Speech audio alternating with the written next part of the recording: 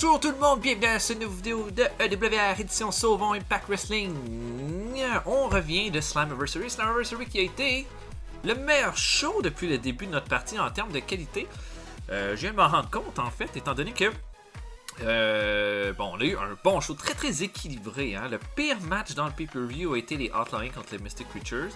Sinon, tout le monde a fait un minimum de 82%, ce qui est absolument génial. Bon, j'enlève le pre-show là, qui était correct aussi, mais qui a vu Zack Sabre Jr.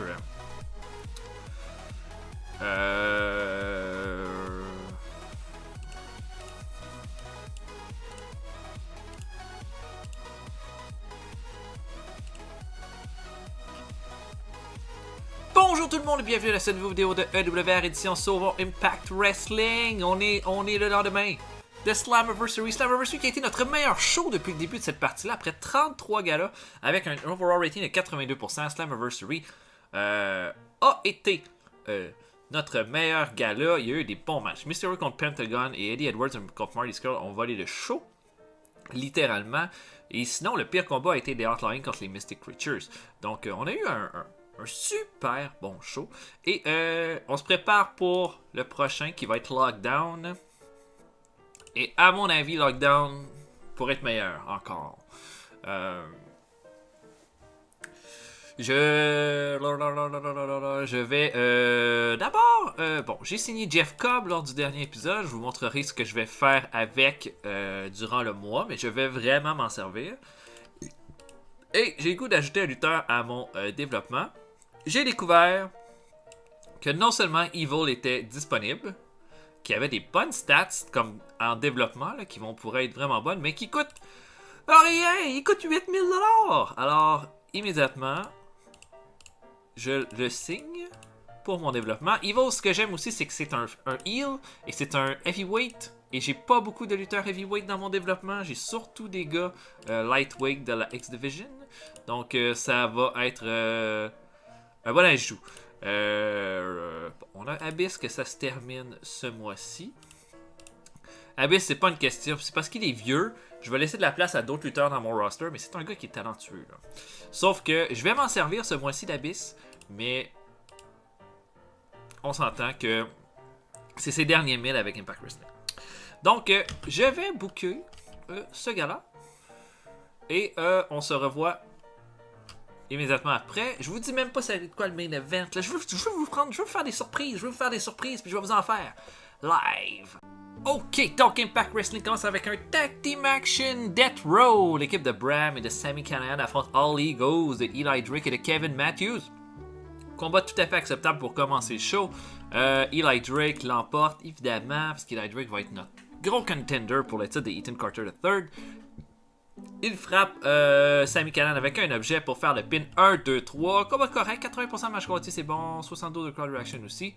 Après le combat, Eli Drake va au micro et dit que là, avec la victoire qu'il a eu contre Dalton Castle à Slammiversary, il challenge officiellement Ethan Carter III pour Lockdown. 77. Faudrait que Eli Drake fasse toujours au-dessus de 80, mais 77, ça va. On a un combat entre Ray Phoenix et Pentagon Dark. Phoenix qui est le vrai frère de Pentagon Dark dans la vraie vie. Phoenix est accompagné de Mysterio. Pentagon détruit Ray Phoenix durant la majorité du combat. Pentagon Dark l'emporte avec son sacrifice. Pentagon va chercher une chaise. Ray Mysterio. Dragon Lee veut intervenir. Il reçoit un coup de chaise. Ray Mysterio veut rentrer dans le ring, mais il est hésitant. Il a vu à quel point Pentagon est dangereux. Et il décide de ne pas rentrer dans le ring. Il laisse ses deux partenaires un peu out of the order. Donc 75, c'est correct. Je m'attendais à plus de match quality, mais bon, ça va. Zack Sabre Jr. dit qu'il challenge officiellement Johnny Gargano pour le prochain Impact Wrestling dans le main event championnat de la X-Division qui va enfin avoir le shot qu'il mérite. Donc ça va être notre main event du prochain Impact Wrestling. Ça devrait être plutôt bon.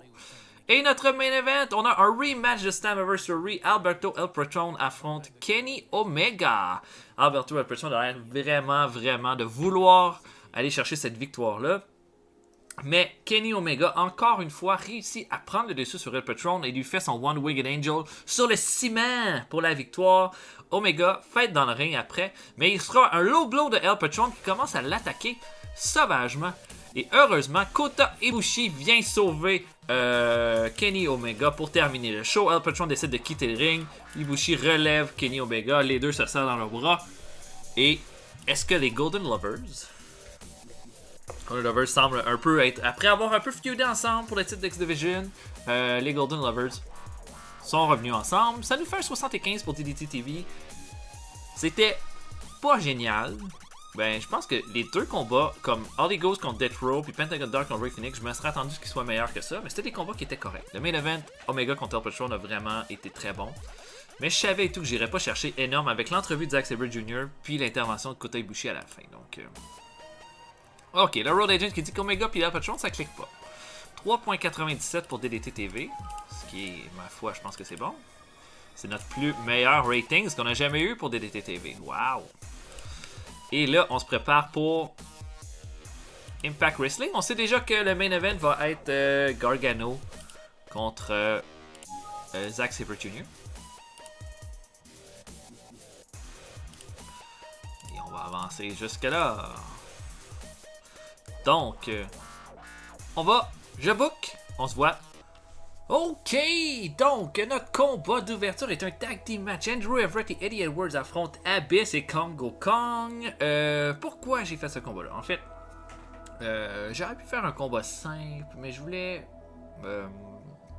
vraiment bien crédibiliser Eddie Edwards, parce que ce mois-ci, on va essayer d'en faire un futur contender, possiblement pour un titre mondial. Et puis, là, je me suis dit, bon, ben, on va le mettre avec un gars plus bas. Puis le fait de lui donner une victoire contre deux gros gars comme Abyss et Kongo Kong, ça va montrer aussi là, comme il est capable de traîner une équipe à lui-même. Il fait un bon combat, ça fait un bon match quality, un crowd reaction assez bas, mais 73 pour ce combat-là.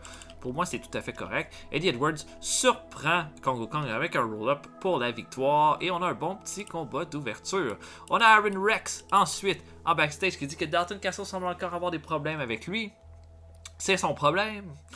Mais que s'il veut vraiment entrer en guerre, ben ce soir, il va sortir son arme ultime. 80% de ratings pour ce bon segment-là. Excellent. On a un match entre Aleister Black et Trevor Lee. Un bon match quality encore une fois. Je sais pas si j'ai déjà fait ce combat-là.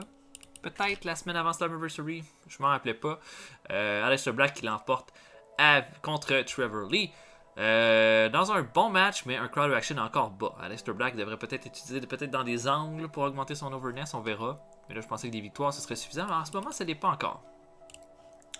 Rey Mysterio est en coulisses. Il sent qu'il y a encore une fois une présence. Il sait c'est laquelle. Et là, Mysterio est en train de perdre les pédales. Il aime pas ça. Et 80%, évidemment, c'est Pentagon qui joue de lui. On a un gros segment, gros segment entre Eli Drake et Ethan Carter III. En fait, Eli Drake l'invite à son talk show qu'il a. Et Eli Drake n'est pas du monde avec Ethan Carter III. L'insulte dit que c'est un mauvais champion. Il dit comment on se sent quand on est le pire champion de l'histoire d'Impact Wrestling. Tout ça, tout le tralala.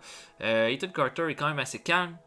Ethan Carter dit au final, Eli Drake, t'es un tricheur. Les tricheurs, ils peuvent gagner une fois de temps en temps, mais au final, il y a toujours quelqu'un de meilleur qu'un tricheur. Et là, Eli Drake a l'air est énervé. Il tente un punch avec le micro. Ethan Carter III évite et se met à puncher Eli Drake. Il l'envoie en bas du ring et c'est comme ça qu'on finit ce beau segment-là de 88. Eli Drake gagne même un point d'overness de ce segment-là. C'est excellent. On a un match entre Dalton Castle et King Cuerno. Dalton Castle fait un short work de King Cuerno, lui fait le bang-a-rank pour la victoire. Et après ça, Aaron Rex se présente et dit « Tu veux encore te battre? Ben, tu vas falloir que tu te battes contre mon nouveau garde du corps. » Et arrive Jeff Cobb de la foule qui a tabassé Dalton Castle et lui fait son Tour of the Islands. Et Jeff Cobb a fait dans un bon segment de 78%, gagne 2 points d'overness. Donc je pense qu'il est à 68 en ce moment. J'ai aucune misère à croire que ça va nous donner un super bon match.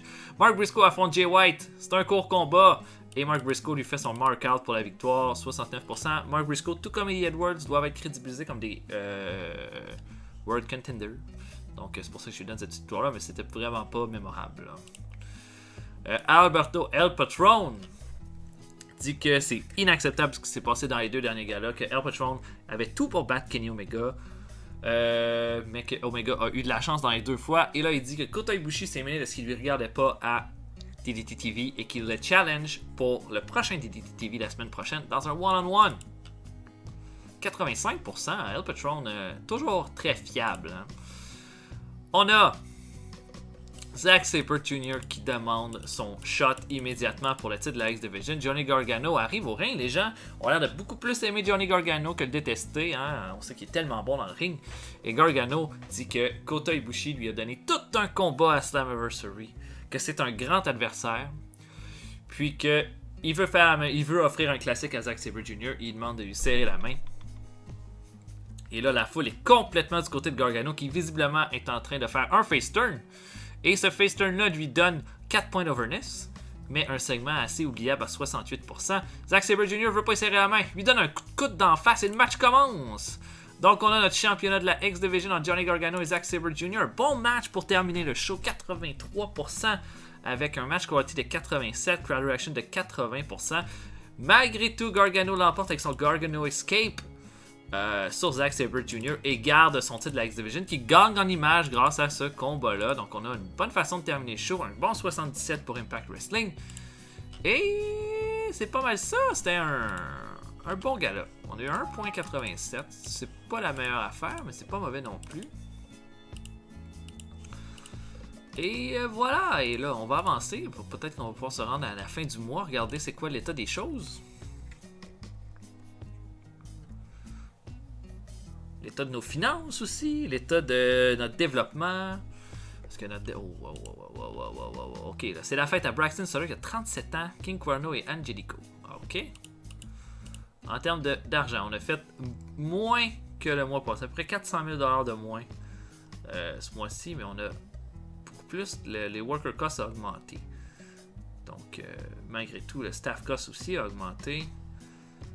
Production, tout a augmenté en fait.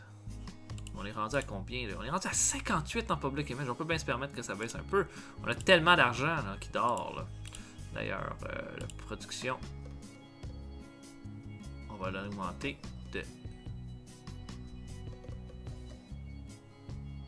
1%. Ok, bon là on va regarder tout. Oh my god, on a reçu un intérêt de Spike TV. Oh my god, un autre show. Je savais pas que j'avais demandé pour un autre show. Oh Jésus-Christ. En late evening. Comment qu'on va appeler ça? Explosion! On va faire un show pour nos... En fait, Spike TV, c'est-tu un gros network? Combien qu'on peut aller chercher? Oh my god! On peut aller chercher jusqu'à 5.25. Si on décide de se rendre en... Voyons... En prime time? Holy crap! Puis là, en late inning, on peut aller chercher 4.10! Oh shit! Shit! Ça devient notre flagship au lieu de DDT TV. Fait que, regardez ça. Impact Wrestling va devenir Explosion. Qui est le show comme pour les petites affaires.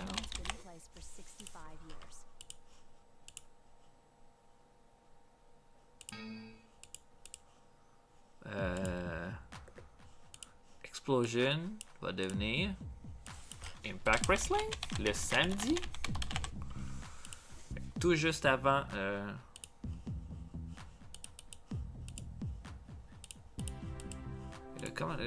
mes annonceurs. Qui est le meilleur annonceur? C'est ça.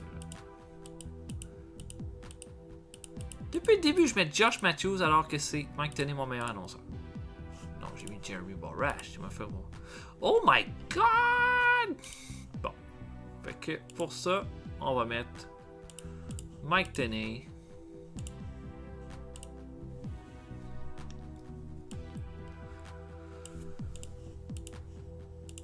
Mike Tenay et Jeremy Borash.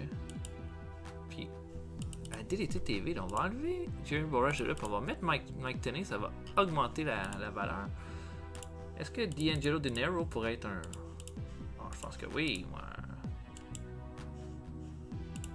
On va mettre ça comme ça. Et, bon, ok, on va regarder les anniversaires à cette heure. Oh, je m'attendais pas. Ensign, ok, Ensign. 3 points d'over, 3 points de brawling. Wow, ok. Ray Monroe, ça a augmenté aussi. Ray Monroe est prêt pour le roster. Oh, Tozawa a augmenté over de 4 points, brawling de 3 points, charisme de 3 points. Ok. Tim Dunn, ça a lentement augmenté. Tracy Williams. Ok. Chris Dickinson, oh, c'est bon ça, regarde-moi ça. 1 point de brawling, 4 points d'overness, 3 points de speed, 2 points de technique, 2 points de charisme, puis moins 3 en stiffness.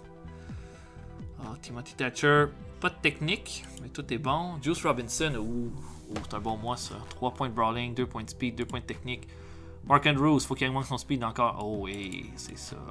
C'est pas mal bon ça. David Starr qui est comme notre meilleur élément en...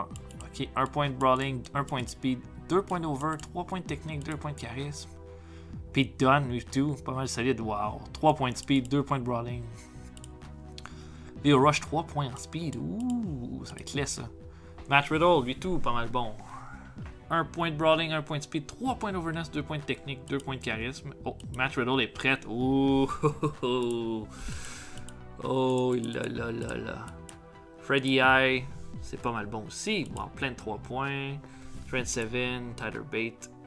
Bate, c'est plutôt soft comme moi, mais Keith Lee, regarde-moi ça. 3 points de brawling, 3 points de speed, 2 points de technique. Wow. Ciampa revient de sa suspension.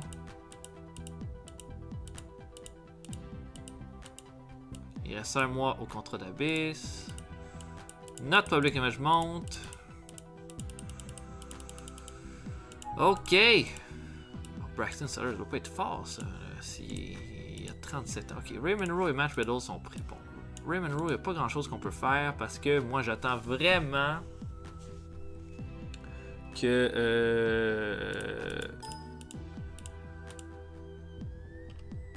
J'attends vraiment en fait que Ensign soit prêt avant que j'utilise Ray Monroe. Fait qu'on va encore attendre un peu. Mais Matt Riddle, de quoi ça a l'air? 84 de brawl, 54 de speed, 86 de technique, puis 84 de charisme. Bon. Je pense qu'ils ont plus besoin d'un bon heal que d'un bon face en ce moment. Parce que j'ai plus de face, puis je pense que je manque. Ah, je sais pas en fait. J'ai clairement moins de heal dans mon roster que de face.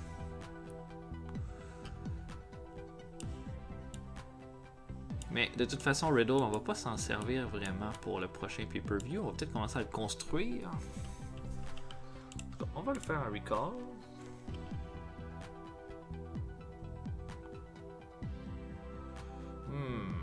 Wow. Il y a vraiment des bonnes stats. Hein? Ça va être un heal. Ok. Où est-ce qu'on est là, dans les fédérations? On est deuxième. La WWE, je sais pas comment ça va. Là. Ils sont à 100 de public image. Ils font de l'argent. Ils ont des stars assez puissantes, par exemple.